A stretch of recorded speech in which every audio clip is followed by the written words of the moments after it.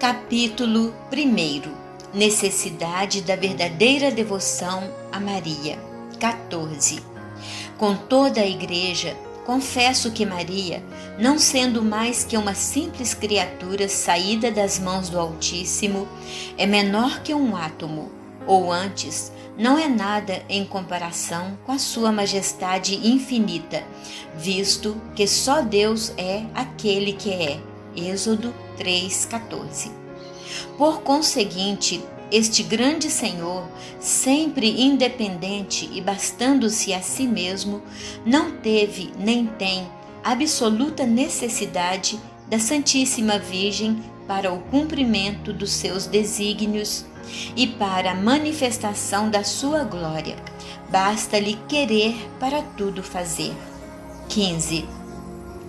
No entanto, supostas as coisas como são, tendo Deus querido começar e acabar as suas maiores obras pela Virgem Santíssima, depois de a formar, digo que é de crer que não mudará de procedimento em todos os séculos. Romanos 11:29. Ele é Deus e não muda nem nos seus sentimentos, nem na sua conduta. Artigo 1. Princípios. Primeiro princípio. Deus deseja servir-se de Maria na encarnação. Deus Pai e Maria. 16. Deus Pai não deu ao mundo o seu unigênito senão por Maria. Por mais ardentes que fossem os suspiros dos patriarcas e as súplicas que durante 4.000 anos lhe fizeram os profetas e os santos da antiga lei para obterem esse tesouro, só Maria o mereceu. Só ela encontrou graça diante de Deus pela força das suas orações e pela grandeza das suas virtudes. Diz Santo Agostinho que, não sendo o mundo digno de receber o Filho de Deus diretamente das mãos do Pai, este o deu a Maria para que os homens o recebessem por ela. O Filho de Deus fez-se homem para nos salvar, mas foi em Maria e por Maria. Deus Espírito Santo formou Jesus Cristo em Maria, mas só depois de lhe ter pedido consentimento por um dos primeiros ministros da sua corte. 17. Deus Pai, para dar a Maria o poder de produzir o seu Filho e todos os membros do seu corpo místico, comunicou-lhe a sua fecundidade na medida em que uma simples criatura o podia receber. Deus Filho e Maria. 18.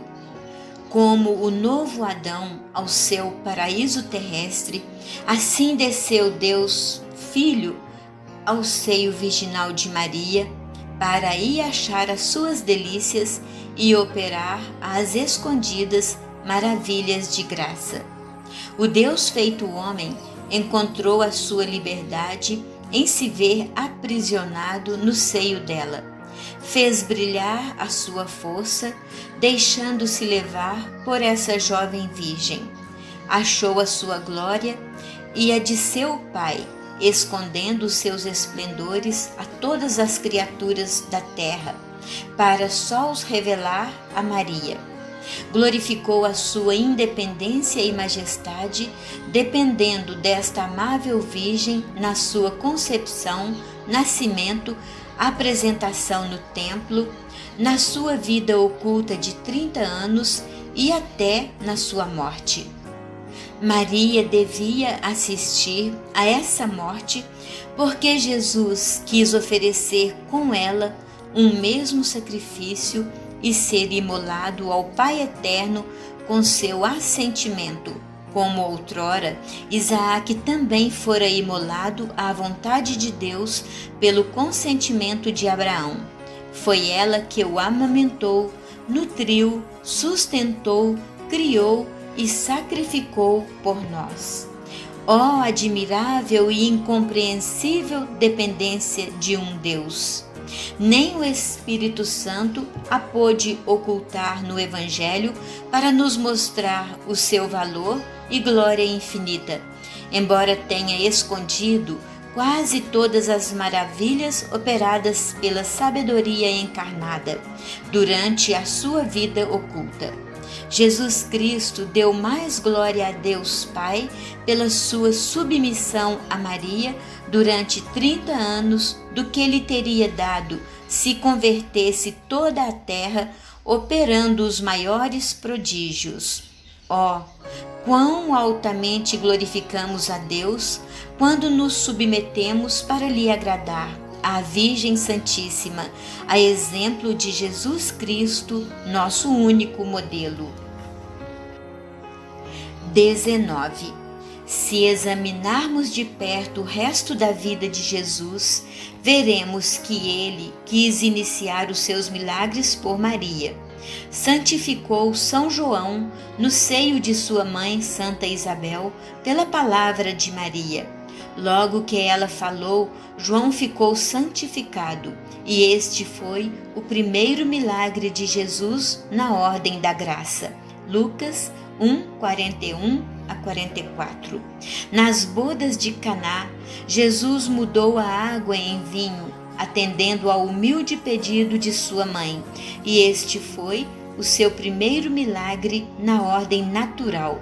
João 2:1 a 11. Começou e continuou seus milagres por Maria, por ela os continuará até o fim dos séculos. Deus, Espírito Santo e Maria. 20. Sendo o Espírito Santo estéril em Deus, isto é, não produzindo nenhuma outra pessoa divina, tornou-se fecundo por Maria, a quem desposou. Foi com ela e nela e dela que formou a sua obra-prima, um Deus feito homem, e que forma todos os dias até o fim dos séculos os predestinados e os membros do corpo que tem por cabeça o adorável Jesus. É por isso que quanto mais numa alma ele encontra Maria, sua amada e inseparável esposa, tanto mais operante e poderoso se torna para produzir Jesus Cristo nessa alma e essa alma em Jesus Cristo. 21. Não se quer dizer com isto que a Santíssima Virgem dê ao Espírito Santo a fecundidade como se ele a não tivesse. Ele é Deus e por isso possui a fecundidade ou a capacidade de produzir, tal como o Pai e o Filho, embora a não transforme em ato, produzindo outra pessoa divina. O que se quer dizer é que o Espírito Santo reduz a ato a sua fecundidade por intermédio da Santíssima Virgem, mas o Espírito Santo quer servir-se dela, embora disso não tenha uma necessidade absoluta, para produzir nela e por ela Jesus Cristo e os seus membros. Mistério de graça, escondido mesmo aos cristãos mais sábios e mais espirituais. Segundo princípio, Deus deseja servir-se de Maria na santificação das almas. A obra da Santíssima Trindade em Maria. 22. O procedimento que as três pessoas da Santíssima Trindade tiveram na encarnação e primeira vinda de Jesus Cristo tem-no ainda todos os dias de uma maneira invisível na Santa Igreja e tê-lo-ão até a consumação dos séculos na última vinda de Jesus Cristo. 23. Deus Pai juntou todas as águas e chamou-as mar. Juntou as suas graças e chamou-as Maria. Este grande Deus tem um tesouro ou celeiro riquíssimo, onde encerrou tudo o que tem de belo, de resplandecente, de raro e precioso, incluindo o seu próprio Filho. E este tesouro imenso não é outro a não ser Maria, a quem os santos chamam o tesouro do Senhor, de cuja plenitude os homens são enriquecidos. 24. Deus Filho comunicou à sua mãe tudo o que adquiriu pela sua vida e morte, os seus méritos infinitos e as suas admiráveis virtudes. Fê-la tesoureira de tudo o que o Pai lhe deu como herança, e assim é por meio de Maria que aplica os seus méritos aos seus membros, que comunica as suas virtudes e distribui as suas graças. Ela é o seu canal misterioso, o seu aqueduto por onde faz passar suave e abundantemente as suas misericórdias. 25. Deus Espírito Santo comunicou a Maria, sua fiel esposa, os seus dons inefáveis e escolheu-a como dispensadora de tudo quanto possui. Deste modo, ela distribui a quem quer, quanto quer, como e quando quer, todos os seus dons e graças, e nenhum dom celeste é concedido aos homens sem que passe por suas mãos virginais, porque tal é a vontade de Deus, que quis que tudo recebamos por Maria. Desta forma é enriquecida, elevada e honrada pelo Altíssimo aquela que durante toda a vida se fez pobre, se humilhou e escondeu até o mais profundo nada em sua extrema humildade. São estes os sentimentos da Igreja e dos santos padres. 26. Se eu falasse para os espíritos fortes da nossa época, estender-me-ia a provar mais vastamente tudo o que estou a expor de um modo simples por meio da Sagrada Escritura, dos santos padres, de quem citaria as passagens latinas e por meio de muitas sólidas razões que se poderão ler, amplamente expostas pelo venerável Padre Poiré, na sua tríplice coroa da Santíssima Virgem. Mas falo particularmente para os pobres e simples, que tendo maior boa vontade e mais fé que o comum dos sábios, creem mais simplesmente e com mais mérito. Por isso, contento-me com declarar-lhes simplesmente a verdade, sem me deter com a citação de todas essas passagens latinas que não compreendem. Não deixarei, no entanto, de citar algumas, sem todavia me esforçar por procurá-las. Continuemos. Jesus, filho de Maria. 27. Visto que a graça aperfeiçoa a natureza e a glória aperfeiçoa a graça, é certo que nosso Senhor no céu é ainda tão filho de Maria como foi na terra. Conservou, portanto, a submissão e a obediência do mais perfeito de todos os filhos para com Maria, a melhor das mães. Cuidemos, porém, de não ver nesta dependência rebaixamento algum de Jesus ou alguma imperfeição. Maria, estando infinitamente abaixo de seu Filho, que é Deus, não se lhe impõe como mãe da terra, o faz a seu Filho, que lhe é inferior. Maria está toda transformada em Deus pela graça e pela glória, que transformam nele todos os santos. Por isso, não pede, não quer, não faz nada que seja contrário à eterna e imutável vontade de Deus.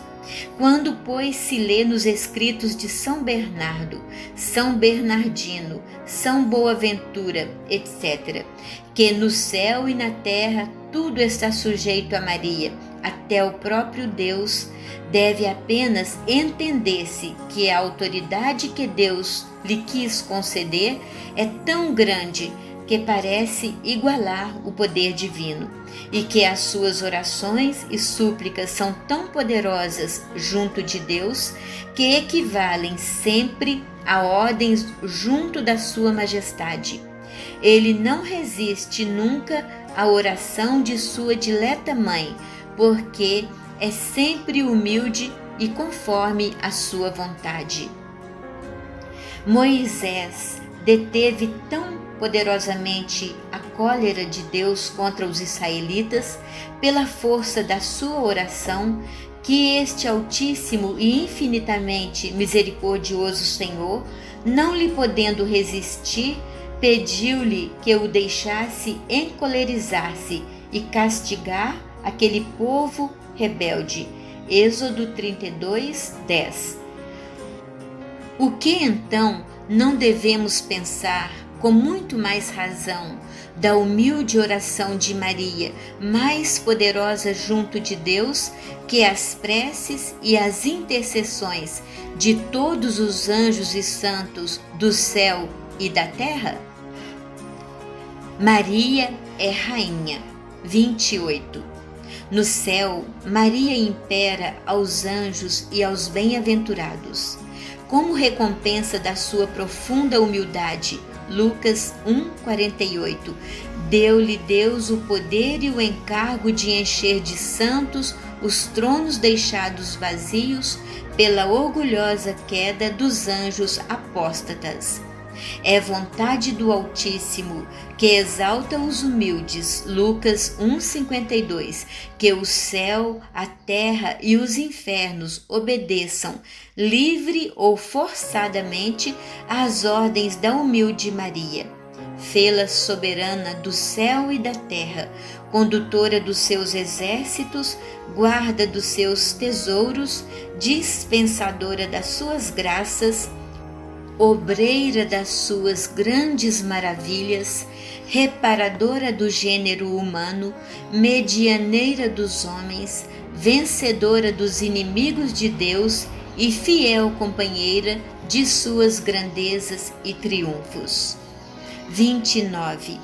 Deus Pai quer formar filhos por Maria até a consumação do mundo e diz-lhe estas palavras: habita em Jacó. Eclesiástico 24, 13. Isto quer dizer: faze a tua morada e habitação entre os meus filhos e predestinados, figurados por Jacó, e não entre os filhos do demônio e os réprobos, figurados por Esaú. Deus por pai, Maria por mãe. 30. Como na geração natural e corporal há um pai e uma mãe, assim também na geração sobrenatural e espiritual há um pai que é Deus e uma mãe que é Maria. Todos os verdadeiros filhos de Deus e predestinados têm a Deus por pai e a Maria por mãe, e quem a não tem por mãe não tem Deus por pai. Eis porque os réprobos, como os heréticos, os cismáticos, que odeiam ou olham com desprezo ou com indiferença a Santíssima Virgem, não têm Deus por pai, ainda que disto se gloriem, porque não têm Maria por mãe. Pois, se a tivessem por mãe, honrá-la-iam e amá-la-iam, como um verdadeiro e bom filho ama e honra naturalmente sua mãe, que lhe deu a vida. O sinal mais infalível e indubitável para distinguir um herético, um homem de má doutrina, um réprobo de um predestinado, é que O herético e o réprobo não têm senão desprezo ou indiferença pela Santíssima Virgem. Com suas palavras e exemplos, abertamente ou às ocultas, esforçam-se por lhe diminuir o culto e o amor, e isso por vezes sob belos pretextos. Deus Pai não disse a Maria para habitar com eles, porque são Esaús. 31. Deus Filho quer ser formado e, por assim dizer, encarnar todos os dias por intermédio de sua muito amada Mãe nos seus membros, e diz-lhe: recebe Israel por herança. Eclesiástico 24:13. É como se dissesse: meu Pai deu-me por herança todas as nações da terra, todos os homens, bons e maus, predestinados e réprobos. Conduzirei uns com vara de ouro e outros com vara de ferro. Serei pai e advogado de uns, justo vingador de outros e juiz de todos. Mas vós, minha mãe, não tereis por herança e posse senão os predestinados, de quem Israel é figura. Como uma boa mãe os dareis à luz, e alimentareis e educareis.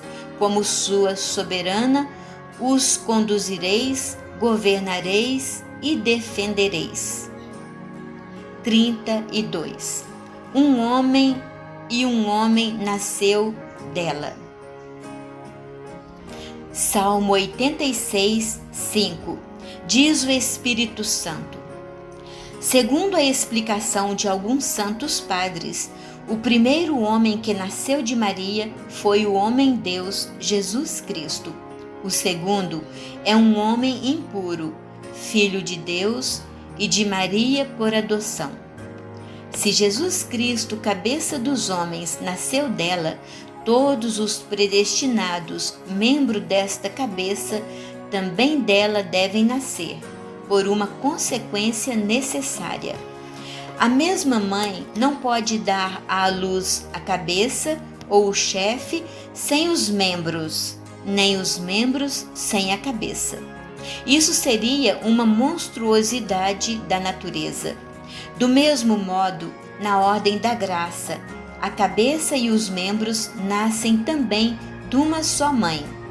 Se um membro do corpo místico de Jesus Cristo, quer dizer, um predestinado, nascesse de outra mãe que não fosse Maria, que gerou a cabeça, não seria um predestinado nem um membro de Jesus Cristo, mas sim um monstro na ordem da graça. 33. Além disso, Jesus Cristo é hoje, como aliás sempre, o fruto de Maria, como o céu e a terra lhe o repetem 1000 e 1000 vezes por dia. Bendito é o fruto do vosso ventre, Jesus. Por isso, é certo que Jesus Cristo é tão realmente o fruto e a obra de Maria para cada homem em particular que o possui, como para todo o mundo em geral. De maneira que, se algum fiel tem Jesus Cristo formado no seu coração, pode dizer ousadamente: graças a Maria, o que eu possuo é fruto e obra sua, e sem ela não o teria. Podem aplicar-se à Santíssima Virgem com mais verdade ainda do que São Paulo as aplicava a si próprio estas palavras: filhinhos meus, por quem eu sinto de novo as dores do parto, até que Cristo se forme em vós. Gálatas 4:19. Todos os dias dou à luz os filhos de Deus, até que meu Filho Jesus Cristo seja neles formado em toda a plenitude da sua idade. Santo Agostinho, ultrapassando-se a si mesmo e a tudo o que eu acabo de dizer, afirma que os predestinados para se tornarem conformes à imagem do Filho de Deus vivem neste mundo escondidos no seio da Santíssima Virgem. Lá são guardados, alimentados, sustentados e criados por esta boa mãe, até que ela os gere para a glória depois da morte. Este é propriamente o dia do seu nascimento, pois é assim que a Igreja chama a morte dos justos. Ó mistério de graça, escondido aos réprobos e tão pouco conhecido dos predestinados. 34. Deus Espírito Santo quer formar nela e por ela eleitos, e diz-lhe: lança raízes entre os meus escolhidos. Eclesiástico 24:13. Ó minha bem-amada e minha esposa, lança as raízes de todas as tuas virtudes nos meus eleitos, a fim de que eles cresçam de virtude em virtude e de graça em graça.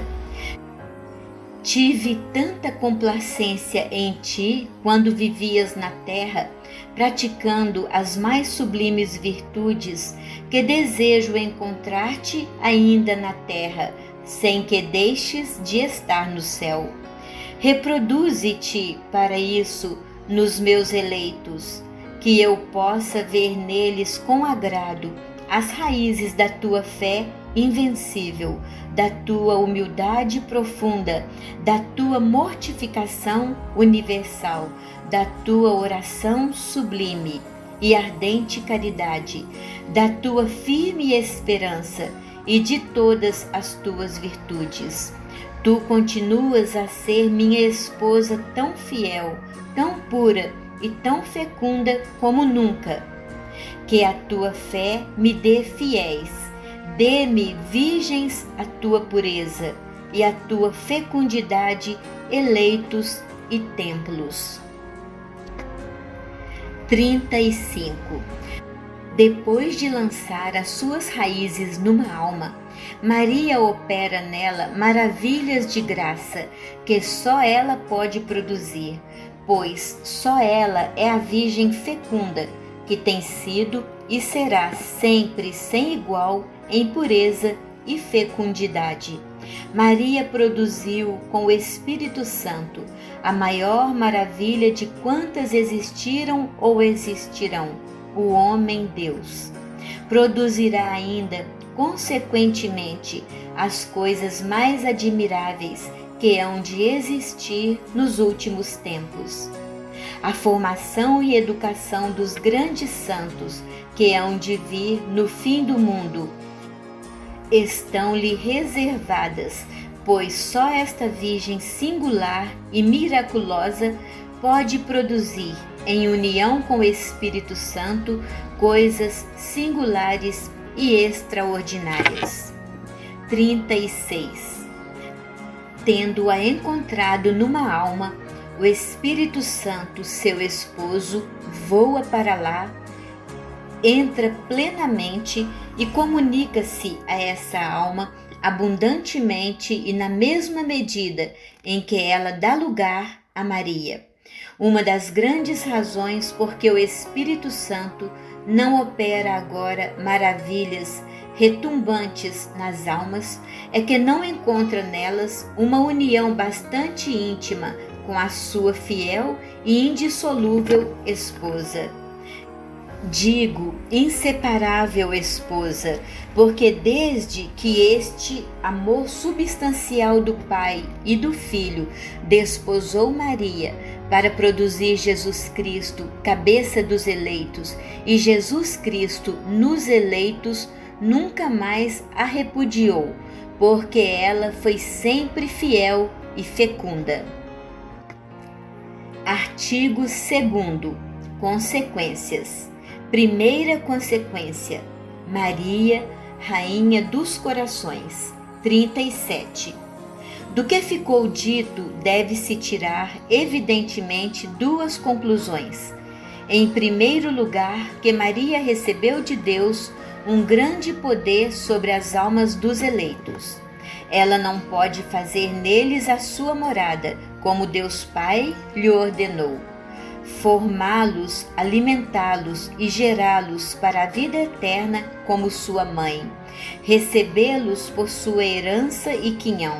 Formá-los em Jesus Cristo e a Jesus Cristo neles. Lançar nos seus corações a raiz das suas virtudes e ser a companheira inseparável do Espírito Santo nas obras de sua graça. Não pode, repito, fazer tudo isto se não tiver direito e poder sobre as suas almas. Por singularíssima graça, o Altíssimo, tendo-lhe dado o poder sobre o seu Filho único e natural, lhe o deu também sobre os seus filhos adotivos, e isto não somente quanto ao corpo, o que seria pouco, mas também quanto à alma. 38. Maria é rainha do céu e da terra por graça, como Jesus Cristo o é por natureza e conquista. Ora, assim como o reino de Jesus Cristo consiste principalmente no coração ou interior do homem, segundo estas palavras: o reino de Deus está dentro de vós. Lucas 17, 21. Assim também o reino da Santíssima Virgem está principalmente no interior do homem, isto é, na sua alma. É sobretudo nas almas que ela é mais glorificada com seu Filho do que em todas as criaturas visíveis, e podemos chamá-la com os santos Rainha dos Corações. Segunda consequência: Maria é necessária aos homens para conseguir a salvação. 39. Em segundo lugar, sendo a Santíssima Virgem necessária a Deus, de uma necessidade que se chama hipotética, em consequência da vontade divina, é preciso concluir que ela é muito mais necessária aos homens para alcançarem o seu fim último. Em razão disto, não se deve confundir a devoção à Santíssima Virgem com a devoção aos outros santos, como se ela não fosse muito mais necessária e fosse apenas a superrogação, isto é, um acréscimo. 1. A devoção à Virgem Maria é necessária a todos para salvar-se. 40. Baseados na opinião dos padres da Igreja, entre outros, de Santo Agostinho, Santo Efrem, Diácono de Edessa, São Cirilo de Jerusalém, São Germano de Constantinopla, São João Damasceno, Santo Anselmo, São Bernardo, São Bernardino, São Tomás e São Boaventura, o douto e piedoso Suarez da Companhia de Jesus, o sábio e devoto Justo Lipísio, doutor de Lovaina, e vários outros provaram de maneira incontestável que a devoção à Santíssima Virgem é necessária para a salvação.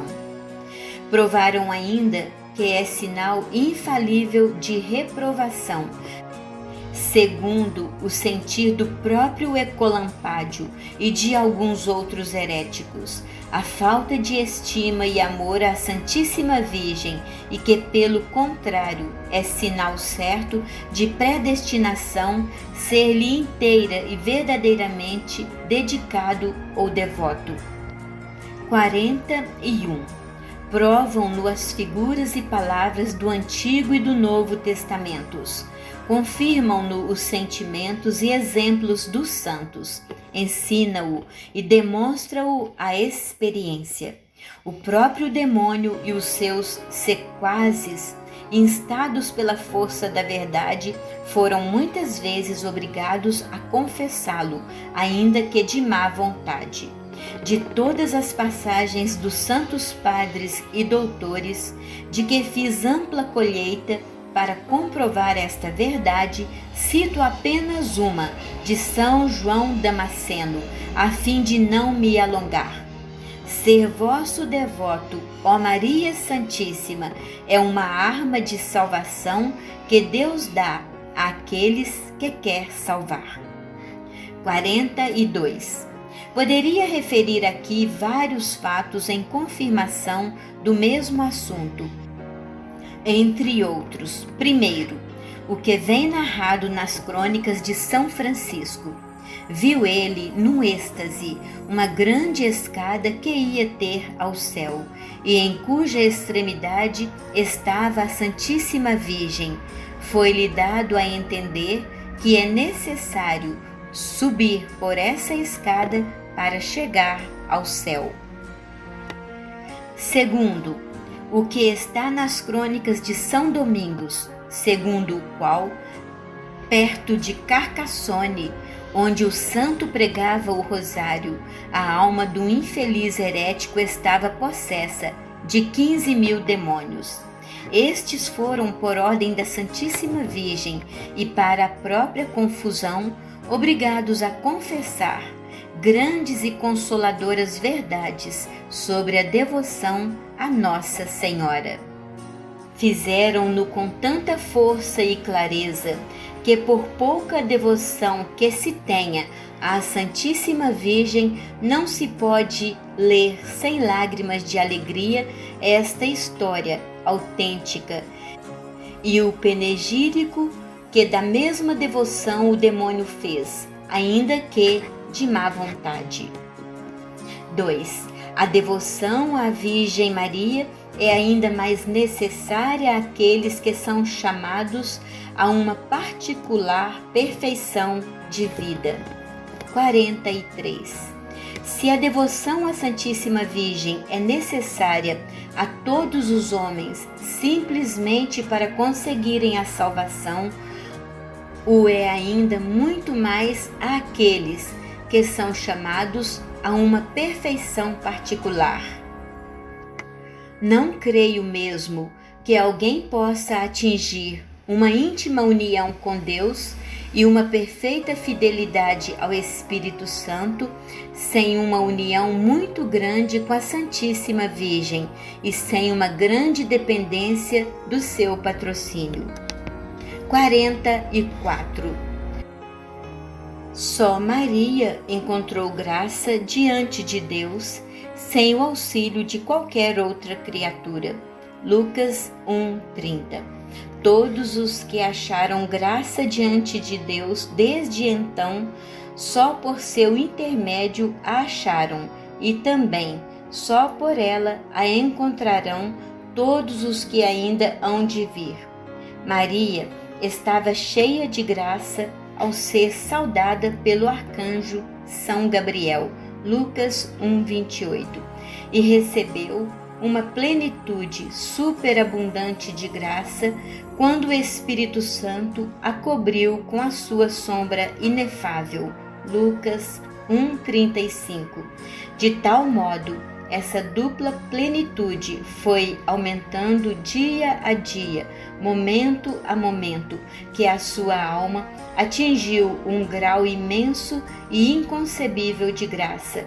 Por isso, o Altíssimo a fez única tesoureira dos seus tesouros e única dispensadora das suas graças, para que ela enobrecer, elevar e enriquecer a quem lhe aprouver, possa fazer entrar no caminho estreito do céu quem ela quiser, para fazer passar, apesar de tudo, quem ela quiser pela porta estreita da vida, e para dar a quem ela entender o trono, o cetro e a coroa de rei. Jesus é, em toda a parte e sempre, o fruto e o filho de Maria, e Maria é, por toda a parte, a verdadeira árvore que dá o fruto da vida e a verdadeira mãe que o produz. 45. Só a Maria confiou Deus as chaves dos celeiros do divino amor, Cânticos 1:3, e o poder de entrar nos caminhos mais sublimes e mais secretos da perfeição, bem como de neles fazer entrar os outros.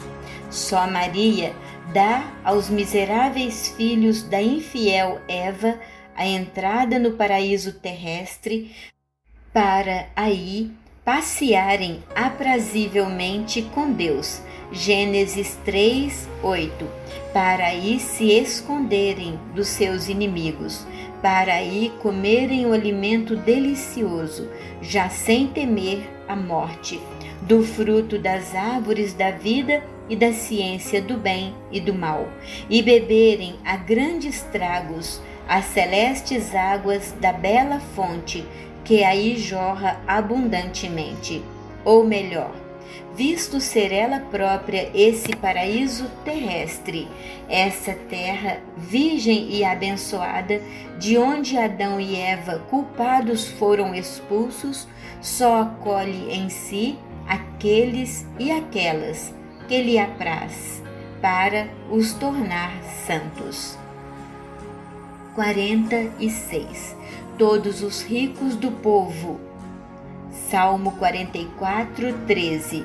Para me servir da expressão do Espírito Santo, segundo a explicação de São Bernardo, suplicarão a vossa face pelos séculos afora, e especialmente no fim do mundo, isto é, os maiores santos, as almas mais ricas em graça e em virtude serão as mais assíduas em orar à Santíssima Virgem e em a ter sempre presente, como o perfeito modelo que desejam imitar e o poderoso auxílio que as pode socorrer. 3. A devoção à Virgem Maria é particularmente mais necessária nestes últimos tempos. 47.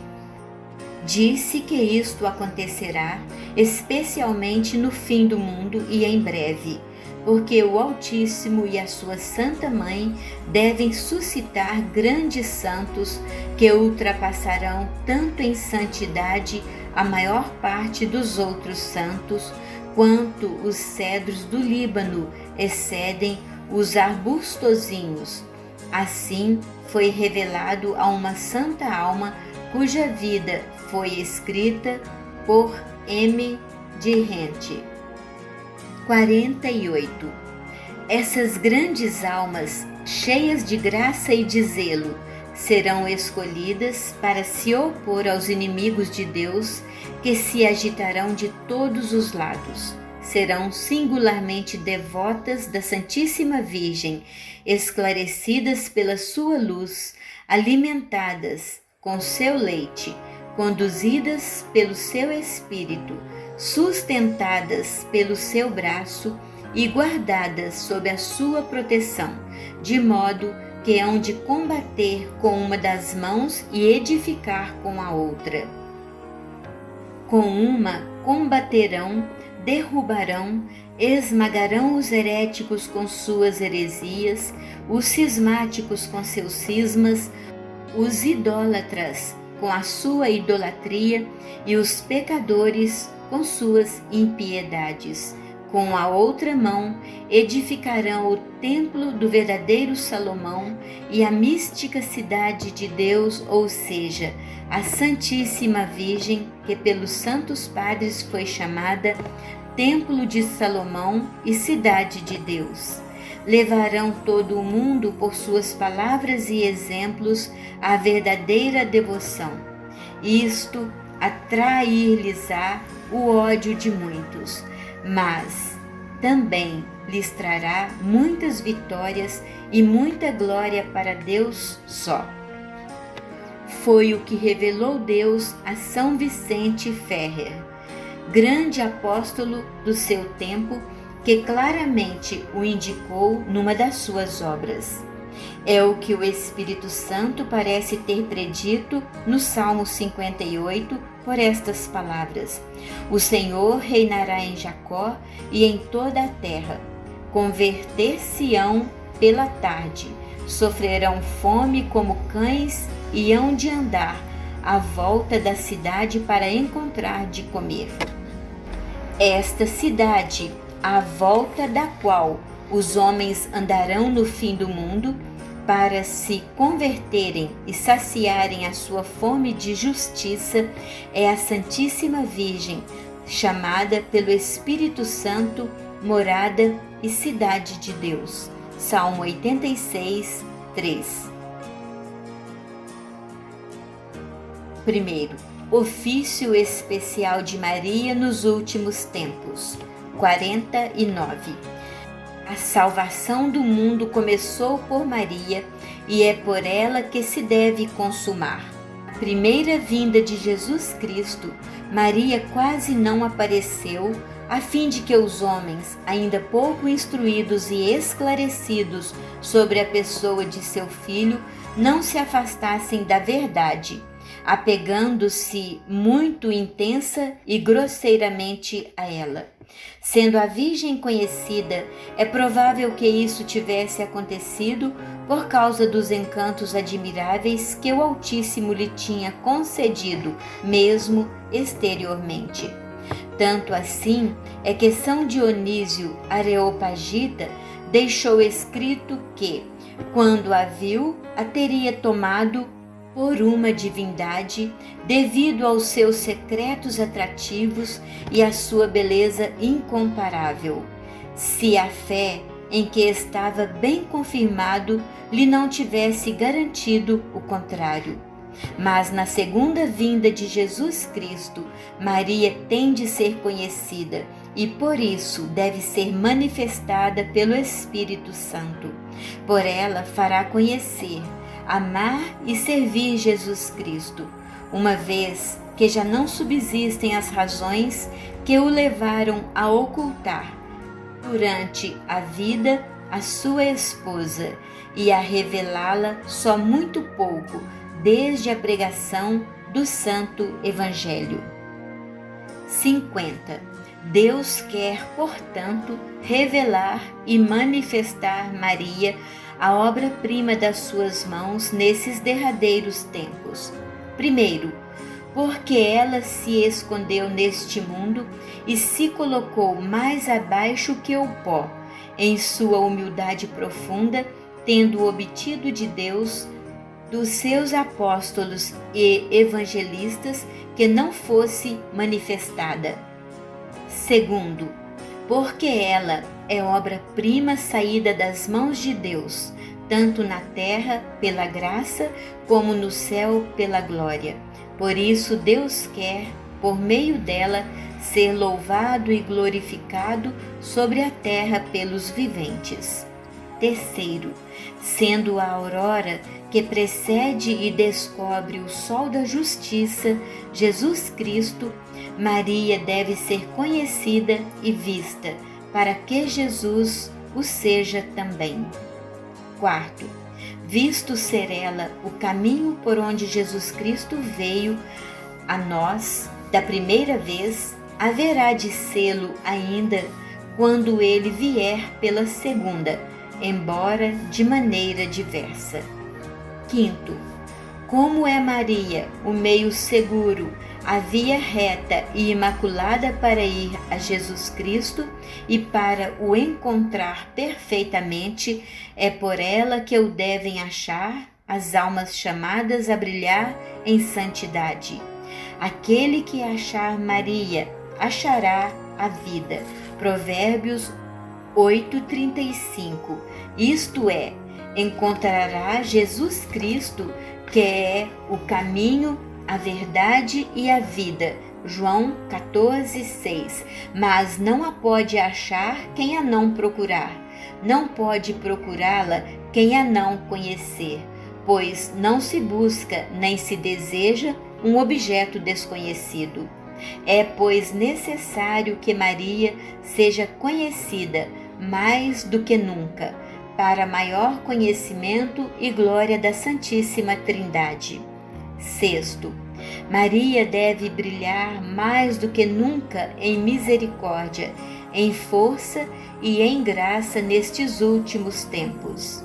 Em misericórdia, para reconduzir e receber amorosamente os pobres pecadores e extraviados que se converterão e regressarão à Igreja Católica. Em força, para se opor aos inimigos de Deus, aos idólatras, cismáticos, maometanos, judeus e ímpios endurecidos, que se revoltarão terrivelmente para seduzir e fazer cair, por meio de promessas e ameaças, todos os que lhes forem contrários. E, finalmente, ela deve brilhar em graça para animar e suster os valorosos soldados e fiéis servos de Jesus Cristo, que combaterão pelos seus interesses. Sétimo, enfim, Maria deve ser terrível para o demônio e seus sequazes, como um exército disposto em linha de batalha. Cântico 6, 3 a 9. Principalmente nestes últimos tempos. A razão disso é que o demônio intensifica todos os dias seus esforços e combates, visto saber bem que tem pouco tempo. Apocalipse 12, 12.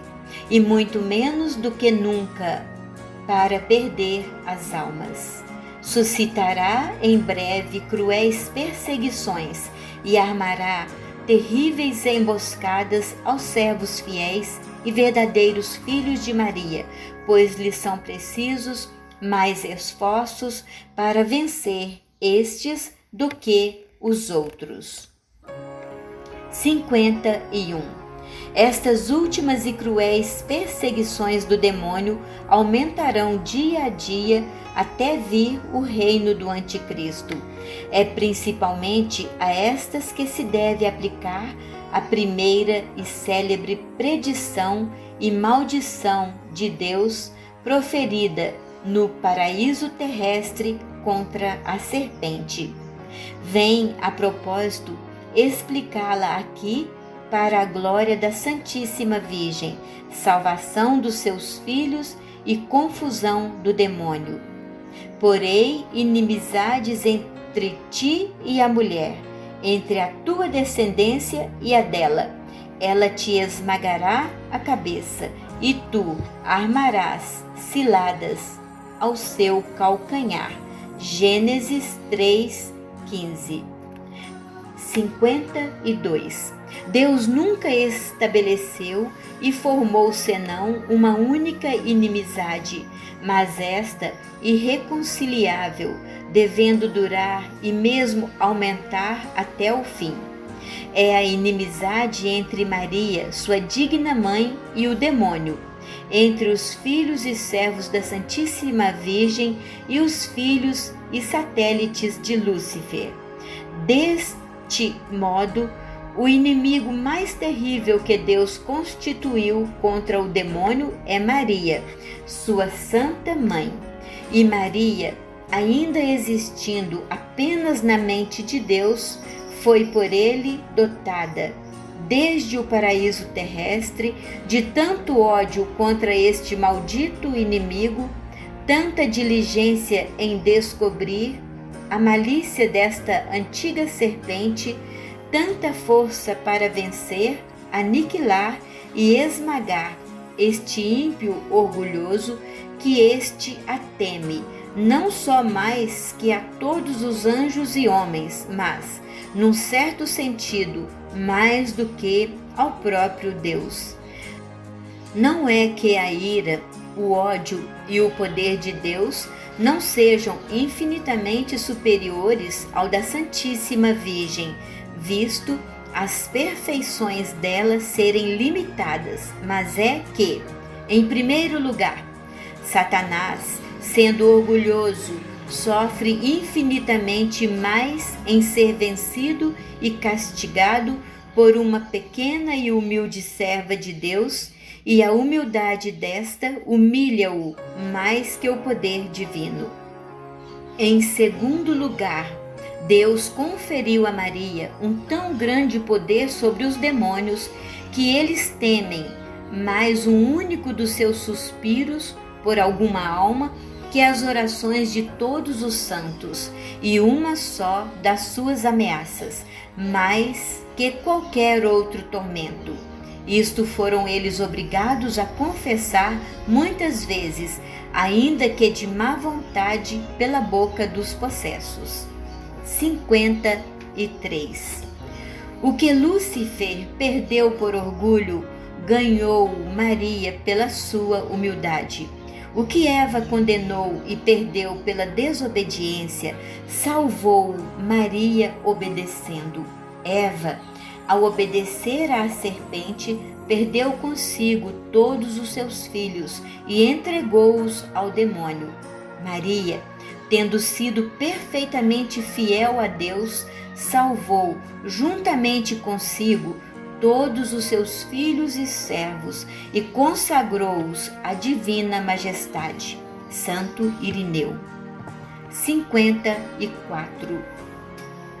Deus constituiu não somente uma inimizade, mas inimizades, não apenas entre Maria e o demônio, mas também entre a descendência da Virgem Santa e a de Satanás.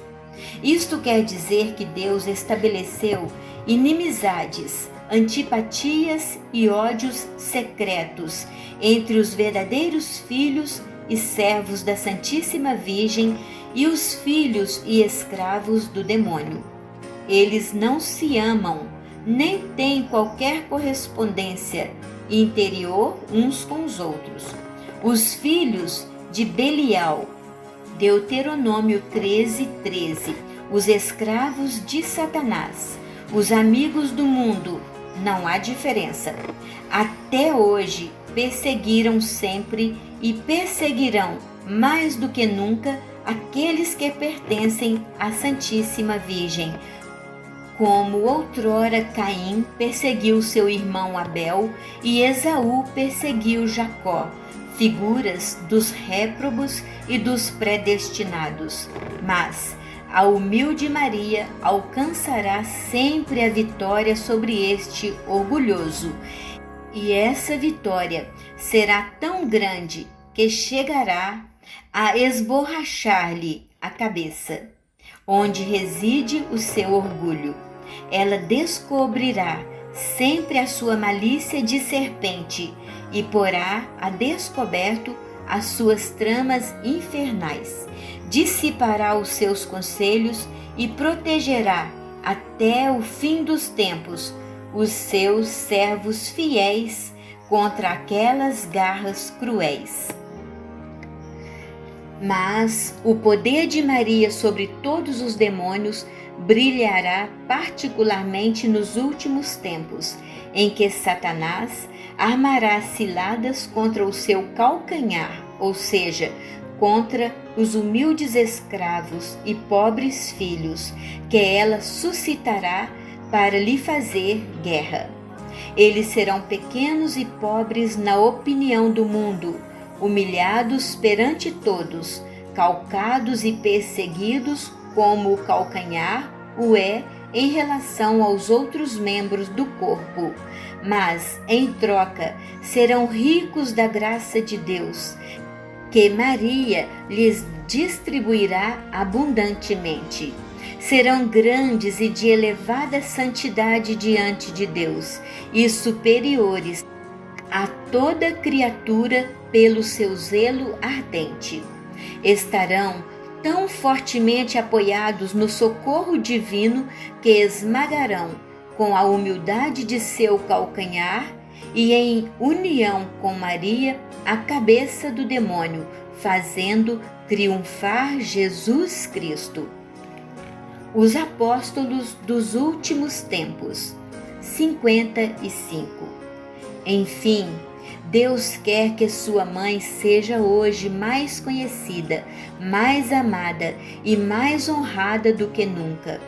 Isso acontecerá sem dúvida se os predestinados entrarem com a graça e a luz do Espírito Santo na prática interior e perfeita, que seguidamente lhes descobrirei. Verão então, com tanta claridade quanto a fé lhes permitir, a formosa estrela do mar, e se obedecerem às suas diretivas, chegarão a bom porto, apesar das tempestades e dos piratas.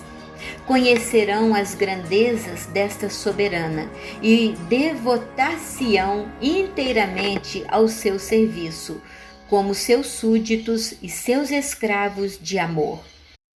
Experimentarão as suas doçuras e bondades maternais e amar-lhe-ão ternamente como seus filhos mais queridos. Conhecerão as misericórdias de que ela é cheia e sentirão a necessidade que tem do seu socorro. Recorrerão sempre a ela em todas as coisas, como sua querida advogada e medianeira junto de Jesus Cristo. Compreenderão que ela é o meio mais fácil, mais curto, mais perfeito para irem a Jesus, e a ela se entregarão de corpo e alma, sem reservas, para do mesmo modo pertencerem a Jesus Cristo. 56. Mas quem serão esses servos, escravos e filhos de Maria? Serão ministros do Senhor. Hebreus 1:7, Salmos 103:4, que, qual fogo crepitante, levarão a toda parte as chamas do amor divino. Serão setas na mão do poderoso. Salmo 126:4, flechas agudas nas mãos poderosas de Maria, para trespassarem os seus inimigos. Serão filhos de Levi.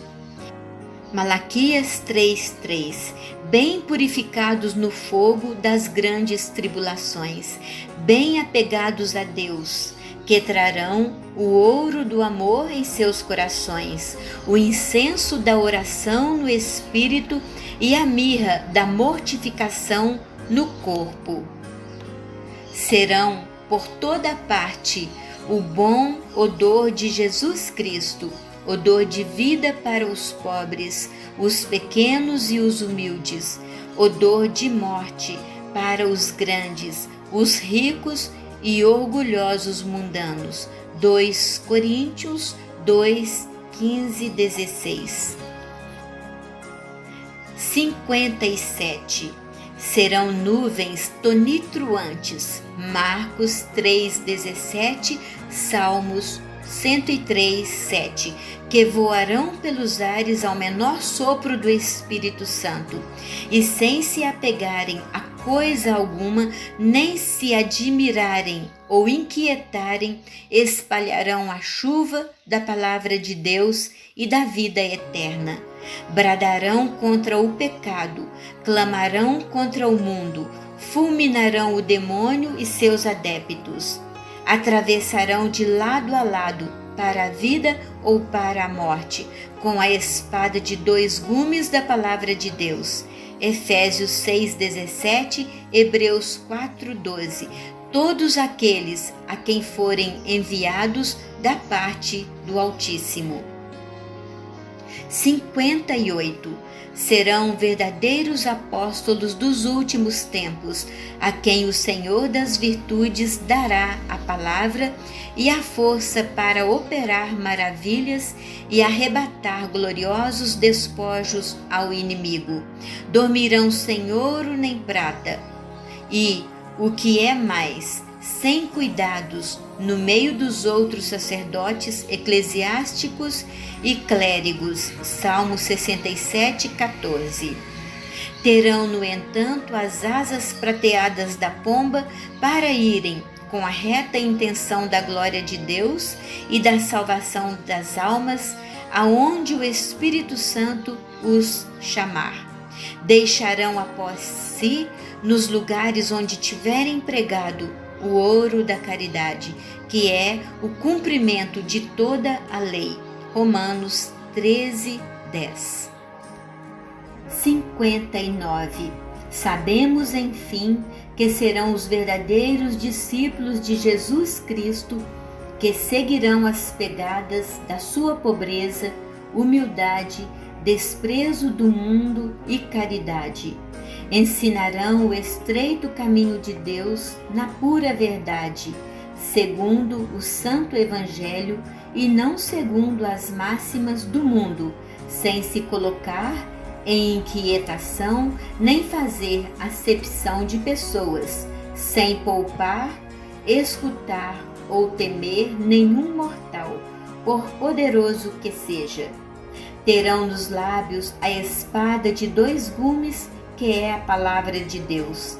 Trarão aos ombros o estandarte sangrento da cruz, o crucifixo na mão direita, o rosário na esquerda, os sagrados nomes de Jesus e Maria no coração, e a modéstia e mortificação de Jesus Cristo em toda a sua conduta.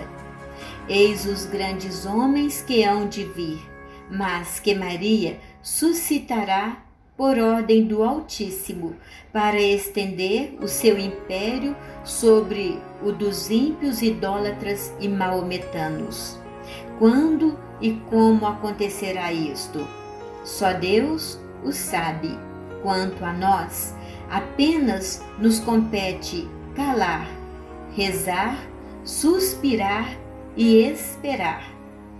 Esperei ansiosamente o Senhor. Salmo 39, 2.